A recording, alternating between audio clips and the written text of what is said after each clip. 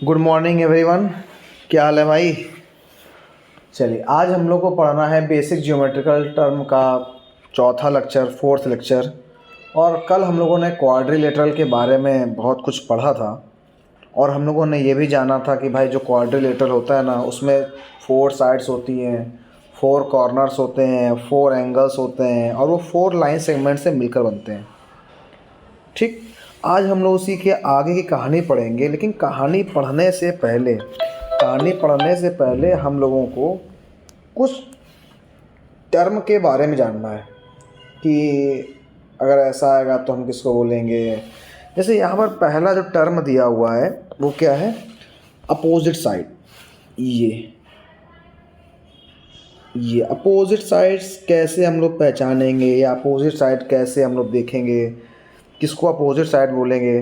अच्छा, आप एक बात बताइए, कुछ वर्ड का मतलब तो आप जान ही रहे होंगे, जैसे क्या यहाँ पर अपोजिट सभी जानते हैं अपोजिट का मतलब क्या होता है। और अपोजिट की बात किसकी कर रहे हैं? साइड की बात कर रहे हैं, साइड की। ठीक, मतलब होगी तो ये साइड ही, लेकिन बस अपोजिट होगी। बात हमें साइड की करनी है, लेकिन कैसी साइड की बात करनी है? अपोजिट साइड की। चलिए आइए देखते हैं। लिखा हुआ है इन अ क्वाड्रिलेटरल कौन सा? ABCD। आज देखिए, आज आपके सामने ये क्वाड्रिलेटरल लिख दिया हुआ है। इस क्वाड्रिलेटरल का नाम क्या है? ABC and D।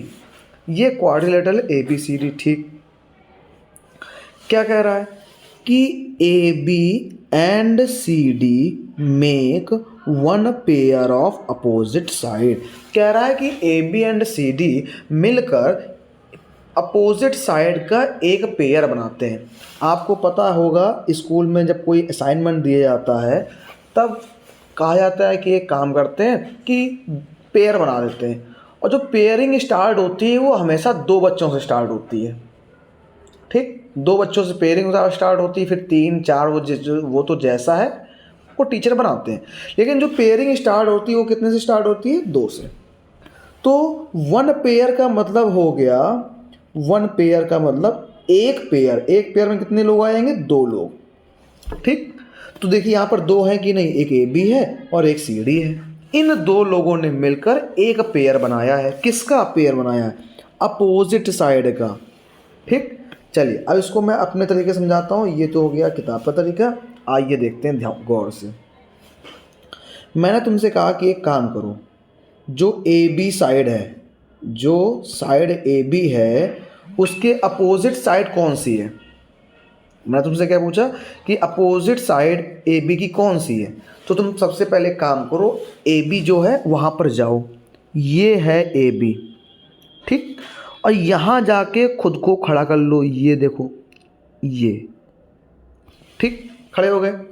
अब तुम्हारे सामने जो दिखाई दे, मैं तो खड़ा हो गया, मेरे सामने कौन खड़ा है? जस्ट सामने, अपोजिट कौन है? ये देखिए, ये है आपके अपोजिट में, आपके जस्ट सामने कौन है? ये वाले इंसान है, ये। और इसका नाम क्या है? इसका नाम अगर आप देखेंगे तो ये जो लाइन सेगमेंट है, इस लाइन सेगमेंट का एक एंड का नाम है C और एक का नाम है D, तो इसको हम लोग बोलेंगे CD। ठीक, तो आज AB के अपोजिट में कौन हो गया? AB के अपोजिट में, AB के अपोजिट में कौन हो गया? CD। ठीक, इसी तरीके से जैसे मान लीजिए अभी तो मैंने आपसे ये वाला पूछा है, अब मान लीजिए मैं आपसे पूछता कि BC के अपोजिट साइड बताओ। किसके अपोजिट साइड बताना है? BC की। तो क्या करते? आप पहले BC पे जाते कि भाई BC कहाँ पर है? ये है BC, और इस पर जाके ऐसे खड़े हो जाइए। खड़े हो गए और जस्ट सामने देखिए क्या दिख रहा है आपको। जस्ट सामने अगर आप देखेंगे तो आपको ये दिखाई देगा, और इसका नाम क्या है? AD। तो इसका मतलब साइड BC के अपोजिट साइड कौन सी है? AD। बस हो गया, इतना सा काम है कि आपको अपोजिट साइड पहचाननी है कि इसके अपोजिट साइड कौन सी है। उसको पहचानने के लिए पहले आप जहाँ पर है वहाँ जाकर खड़े हो जाइए, उसके सामने जो दिखाई दे उसका नाम बोल दीजिए। ठीक, तो ये हम लोगों ने पढ़ लिया कि अपोजिट साइड। ये देखिए यहाँ पे लिखा भी हुआ है कि BC का अपोजिट कौन होगा? AD, और हम लोगों ने देखो लिखा भी है। चलिए, एक चीज़ हम लोगों ने पढ़ लिया आज के लिए, अब बात करते हैं डायगोनल किसको बोलते हैं। ये बहुत बढ़िया वर्ड है कि डायगोनल हम किसको कहेंगे। आइए पढ़ते हैं डायगोनल। ध्यान से देखिएगा, मैं एक डायग्राम बना रहा हूँ आपके सामने, एक फिगर बना रहा हूँ, क्योंकि इस फिगर में पहले से डायगोनल बनी हुई है तो मैं इसलिए अपने तरफ से बना रहा हूँ। फिगर यही रहेगा जो सामने बना हुआ है। ये देखिए, ये मैंने एक ABCD क्वाड्रिलेटरल बना दिया, जस्ट सेम ऐसा ही है। ठीक, अब हम लोग सीखेंगे क्या कि डायगोनल क्या होती है। कल मैंने आपको बताया भी था कि क्वाड्रिलेटरल है, क्वाड्रिलेटरल में 4 वर्टेक्स होते हैं। यहाँ पे भी 4 वर्टेक्स हैं, एक का नाम A है, एक का नाम B है, एक का नाम C है, एक का नाम D है। वर्टेक्स को बोलते हैं, कॉर्नर्स को हम लोग वर्टेक्स नाम देते हैं। चलिए अब ध्यान से सुनिएगा डायगोनल के बारे में। अपोजिट वर्टेक्स को मिलाने वाली लाइन सेगमेंट को डायगोनल कहते हैं। क्या मैंने कहा? मैंने यहाँ पे 2 बड़े बड़े वर्ड के नाम लिए, अपोजिट, साइड नहीं, वर्टेक्स। अपोजिट वर्टेक्स एक नाम में लिया, और अपोजिट वर्टेक्स को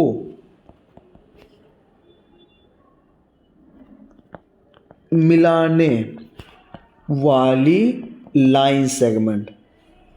रे नहीं बोला है, लाइन नहीं बोला है, मैंने लाइन सेगमेंट बोला है। ये अपोजिट वर्टेक्स को मिलाने वाली लाइन सेगमेंट को हम बोलते हैं क्या? डायगोनल। आइए पढ़ते हैं। सबसे पहले जैसे अभी हम लोगों ने अपोजिट साइड सीखा है, सेम वैसे ही अपोजिट वर्टेक्स। कैसे? वहाँ पे साइड थी इसलिए साइड में जाके देखते थे, वर्टेक्स है तो वर्टेक्स में देखेंगे। जैसे मैंने तुमसे पूछा कि जो वर्टेक्स A है या कॉर्नर जो A है, वर्टेक्स A के अपोजिट वर्टेक्स कौन होगा? तो पहले एक काम करो, मैंने क्या नाम बोला? Vertex A। तो पहले A पे जाके खड़े हो जाओ। यहाँ पर तुमको खड़ा कर दिया मैंने, छोटा जो को मैं बनाता हूँ तुमको, ये A पे खड़े हो गए। और जैसे ही तुम सामने देखोगे, यहाँ खड़े हो गए, तो देखिए तुम्हें सामने क्या दिखाई देगा? तुम्हें सामने C दिखाई देगा। ये देखो, जब तुम कॉर्नर में खड़े होकर बिल्कुल सीधा देखोगे तो तुम्हें क्या दिखाई देगा? C दिखाई देगा। तो इसका मतलब A के अपोजिट वर्टेक्स कौन है? C है। और A और C को जो लाइन सेगमेंट आपस में मिलाएगी, ये देखिए, अब इसको मैं डार्क कर रहा हूँ, ये वो लाइन सेगमेंट है जो 2 अपोजिट वर्टेक्स को मिला रही है। इसी लाइन सेगमेंट को, इस लाइन सेगमेंट को हम बोलते हैं क्या? डायगोनल। समझ में आया? और इस डायगोनल का नाम क्या हो जाएगा? अच्छा एक बात देखो, ये डायगोनल है, अब मैं दूसरा कलर ले रहा हूँ। ये डायगोनल है, यहाँ से स्टार्ट हुई, यहाँ पर आके ख़त्म हुई। जिसकी ये कहाँ से स्टार्ट हुई? A से। कहाँ पे ख़त्म हुई? C से। तो इस डायगोनल का नाम क्या हो गया? AC, या आप CA भी बोल सकते हैं, कोई दिक्कत नहीं है। तो मेरे ख्याल से आपको समझ में आ गया होगा कि डायगोनल क्या होता है। डायगोनल अपोजिट वर्टेक्स को जो लाइन सेगमेंट मिलाती है उसको हम बोलते हैं डायगोनल। और यहाँ पर डायगोनल क्या हो गई? AC। अब इसमें एक डायगोनल और है, दूसरी डायगोनल मैं आपको बना के दिखाता हूँ, ये देखिएगा ध्यान से।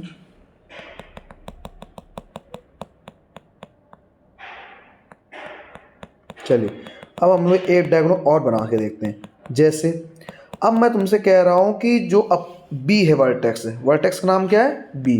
B वर्टेक्स के अपोजिट वर्टेक्स बताइए कौन है? अगर आप ध्यान से देखेंगे तो B के अपोजिट पूछा है मैंने, तो पहले B में जाके खड़े हो जाओ। और B के अपोजिट अगर ध्यान से देखोगे तो तुम्हें B के अपोजिट क्या दिखेगा? B के अपोजिट D है, ये देखो, दिखा? तो इसका मतलब B के अपोजिट वर्टेक्स कौन हो गया? D। और जो B और D को आपस में मिलाएगा, जो लाइन सेगमेंट मिलाएगा, इसको क्या बोलेंगे? डायगोनल। तो इस डायगोनल का नाम क्या होगा?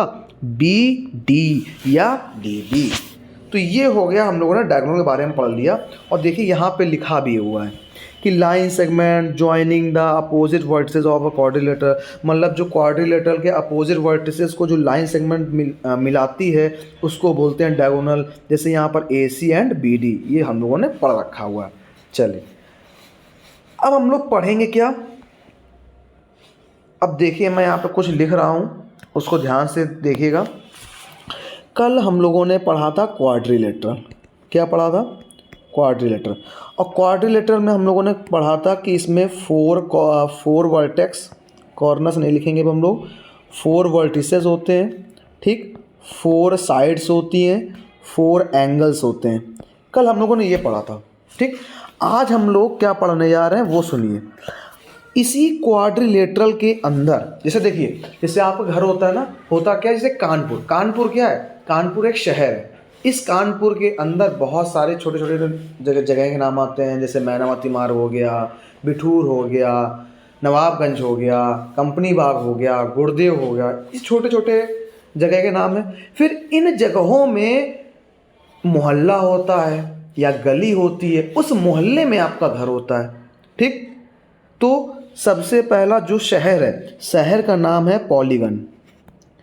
शहर का नाम क्या है, पॉलीगन। ये है आपका सिटी। इस पॉलीगन के अंदर एक जगह का नाम है क्वाड्रिलेटरल। ये क्या है, जगह का नाम है। कहाँ पर जाना है हमें, क्वाड्रिलेटरल में जाना है। इस क्वाड्रिलेटरल के अंदर, ठीक। अब आपका घर कहाँ पर है, आपका घर है, जैसे आपका घर होगा मान लीजिए बिठूर में है, कहाँ पर है, तो ऐसे इस क्वाड्रिलेटरल के अंदर कई सारे मोहल्ले या गली आती हैं, ठीक। इसमें बहुत सारे आते हैं, लेकिन आपको क्या पढ़ना है वो मैं बताता हूँ। आपको पहले पढ़ना है रोम्बस वाला, आपको नहीं पढ़ना है, आपको पढ़ना है स्क्वायर, ठीक, और फिर आपको पढ़ना है रेक्टेंगल। बस आते तो इसमें बहुत है, इसमें ट्रेपेजियम भी आता है, रोम्बस भी आता है, ये आपको नहीं पढ़ना है। आपको आज क्वाड्रिलेटरल में सिर्फ रेक्टेंगल और स्क्वायर के बारे में पढ़ना है। तो पॉलीगन क्या हो गया, शहर हो गया। इस शहर के अंदर एक क्वाड्रिलेटरल नाम की जगह है, जिसके अंदर आज हम 2 मोहल्लों को पढ़ेंगे, जिनका नाम क्या है, जिनका नाम, एक का नाम स्क्वायर है, एक का नाम रेक्टेंगल है। मतलब स्क्वायर और रेक्टेंगल है क्या, क्वाड्रिलेटरल। मतलब इनके अंदर में 4 वर्टिसेस, 4 साइड, 4 एंगल्स मिलेंगे ही मिलेंगे। क्यों, ये क्वाड्रिलेटरल के अंदर ही आते हैं। चलिए अब हम लोग आगे पढ़ते हैं। ये देखिए, पहली हमारी जो हेडिंग है वो है क्या, रेक्टेंगल। आइए देखते हैं रेक्टेंगल क्या होते हैं। लिखा हुआ है कि rectangle is a special type of quadrilateral. मतलब क्या है, ये क्वाड्रिलेटरल का एक स्पेशल टाइप, आप समझ लीजिए क्वाड्रिलेटरल का एक मोहल्ला है। और ये देखिए सामने इसका डायग्राम बना हुआ है, फिगर बना हुआ है। अब इसकी कुछ खास बात है भाई, क्वाड्रिलेटरल में तो हमने पढ़ा कि हाँ ये होता है क्वाड्रिलेटरल, लेकिन अब हमने उसको रेक्टेंगल नाम दिया है, तो रेक्टेंगल नाम क्यों दिया होगा, इसके अंदर कुछ खास बात होगी, कुछ अच्छाइयाँ होंगी, ऐसा होगा नहीं होगा। ऐसे ही रेक्टेंगल के अंदर कुछ खास बातें हैं। पहली खास बात हम लोग ये पढ़ेंगे, आइए देखें। पहली खास बात यह है कि अपोजिट साइड्स आर इक्वल। मतलब क्या है कि जो रेक्टेंगल होता है ना, ये रेक्टेंगल बना है, रेक्टेंगल में अपोजिट साइड कैसी होती हैं, बराबर होती हैं। और अभी मैंने आपको अपोजिट साइड देखना बताया है, जैसे पी क्यू ये है, पी क्यू का अपोजिट क्या होगा, एस आर या आर एस। तो मैंने आज इक्वल साइन क्यों लगाया, क्योंकि रेक्टेंगल की ये खास बात है, ये प्रॉपर्टी है कि अपोजिट साइड कैसी होती हैं, बराबर होती हैं।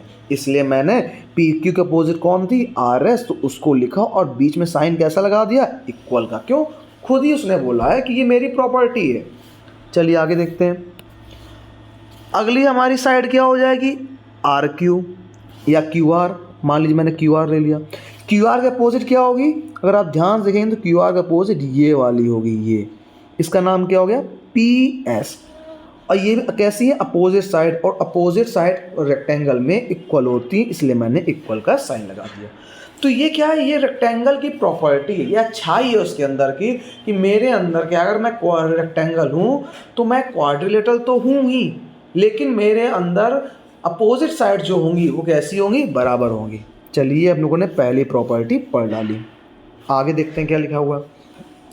अगला पॉइंट लिखा हुआ है कि रेक्टेंगल में डायगोनल कैसी होती हैं, इक्वल होती हैं। इसका मतलब क्या हुआ, अभी मैंने आपको बताया, जो अपोजिट वर्टिसेस को जो लाइन सेगमेंट मिलाती है, ज्वाइन करती है, उसको हम लोग बोलते हैं डायगोनल। और यहाँ पर क्या है, डायगोनल इक्वल होंगी। कैसे, यहाँ पर एक डायगोनल क्या है, ये देखिए, ये डायगोनल हुई ना, एक डायगोनल का नाम है पी आर, दूसरी डायगोनल कौन सी है, दूसरी डायगोनल मैं ऐसे कर रहा हूँ, दूसरी डायगोनल का नाम हो गया एस क्यू या क्यू एस।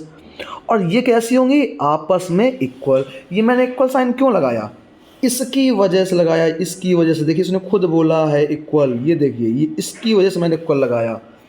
और ये है कौन, ये है आज आपकी डायगोनल, और डायगोनल आपस में इक्वल होती है, इसलिए मैंने इक्वल का साइन लगा दिया।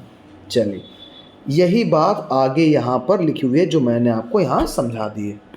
चलिए अब हम लोग आगे पढ़ते हैं। आगे हमारा आज का जो नया है, अगला नेक्स्ट है क्वाड्रिलेटर, उसका नाम है स्क्वायर।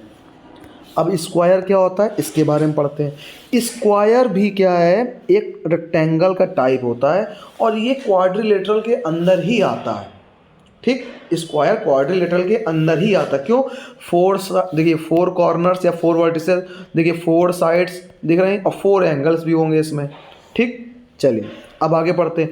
अब हमने इसको स्क्वायर क्यों बोला, अब इसकी खासियत पढ़ते हैं क्यों बोला इसमें। देखिए लिखा हुआ है ना, all the 4 sides are equal, मतलब जो स्क्वायर होता है ना उसकी चारों साइड, स्क्वायर क्या है, क्वाड्रिलेटरल ही है, तो स्क्वायर क्वाड्रिलेटरल है तो इसमें 4 साइड्स होंगी, तो इसकी चारों साइडें कैसी होती हैं, आपस में इक्वल होती हैं। मतलब अगर ये 2 मीटर है ये, तो ये भी 2 मीटर होगी, ये भी 2 मीटर होगी, ये भी 2 मीटर होगी। समझ में आया कि इसमें 4 साइड्स कैसी होती, इक्वल होती है। मतलब ये वाली साइड, ये वाली साइड, ये वाली साइड सब आपस में बराबर होंगी। कैसी, लेंथ में। अगर एक 2 मीटर है तो सभी 2 मीटर की होंगी, एक 5 मीटर है तो सब भी 5 मीटर की होंगी। तो ये आपको याद रखना है कि जो स्क्वायर होता है ना, स्क्वायर की चारों साइड्स आपस में इक्वल होती हैं। ये आपकी याद करने वाली चीज़ें हैं। अब आगे देखते हैं क्या लिखा हुआ है। Diagonals of a square are also equal. ये अभी हम लोगों ने रेक्टेंगल में पढ़ा था, रेक्टेंगल के भी डायगोनल आपस में इक्वल होते हैं और स्क्वायर में भी डायगोनल आपस में इक्वल होते हैं। तो यहाँ पे पहला डायगोनल का नाम बताइए क्या हो गया, EG। दूसरे डायगोनल का नाम क्या हो गया, HF। ये दोनों क्या है, डायगोनल, लेकिन डायगोनल कैसे हैं, इक्वल, तो बीच में साइन कैसा लगा देंगे, इक्वल। तो ये आपको याद रखना है कि जो डायगोनल्स होते हैं रेक्टेंगल या स्क्वायर के, ये आपस में बराबर होते हैं। रेक्टेंगल में अपोजिट साइड बराबर होती हैं और स्क्वायर में 4 साइड्स आपस में बराबर होती हैं। तो आज हम यहीं तक पढ़ेंगे। अब आप इसको ध्यान से पढ़िएगा, एक बार समझ लीजिए और इसको लर्न करिए, लर्न करना ज़रूरी है। और आप सभी इस वीडियो को लाइक करिए, और आपको अगर समझ में आता है या आपको समझ में आया या आपको वीडियो अच्छा लगा तो इसमें आप कमेंट किया करिए, क्योंकि कमेंट करने से क्या होता है कि हमारा भी एक मन अच्छा होता है कि हाँ यार बच्चों को समझ में आया। तो इसको आप कमेंट करा करिए कि हाँ सर मैं समझ में आया। और अगर आपको कोई भी टॉपिक समझना है या आपको उसका वीडियो चाहिए तो आप उसमें कमेंट में लिख सकते हैं कि हाँ मुझे इस चैप्टर का अगर आप वीडियो दे दें तो मुझे आसानी होगी समझने में, तो उस चैप्टर का मैं वीडियो बना दूंगा। धन्यवाद।